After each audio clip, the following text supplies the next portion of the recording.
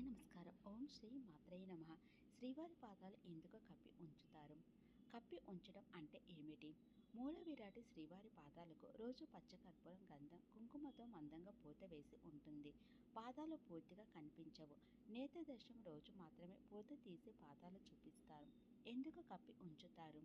శిల కరగకుండా స్వామి విగ్రహం శిలాది. కాలం గడిచే కొద్దీ పాదాల దగ్గర శిల కరిగిపోతుంది అని అర్చకుల నమ్మకం. పచ్చకర్పూరం గంధం పూత శిలను చల్లగా ఉంచి కరగకుండా కాపాడుతుంది.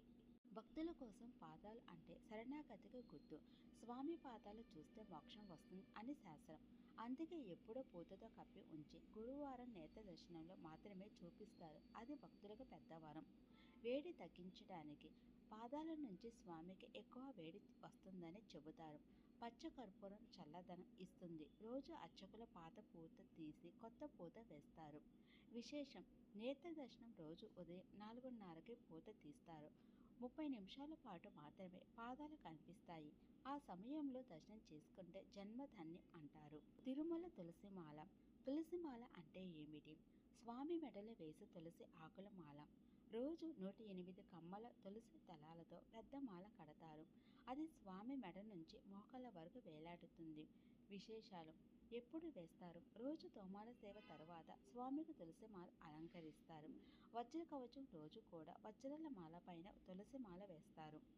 వెంకటాద్రి తులసి. తిరుమల కొండపై పెరిగే తులసికి ప్రత్యేక పవిత్రత. దీన్ని శ్రీవారి తులసి అంటారు.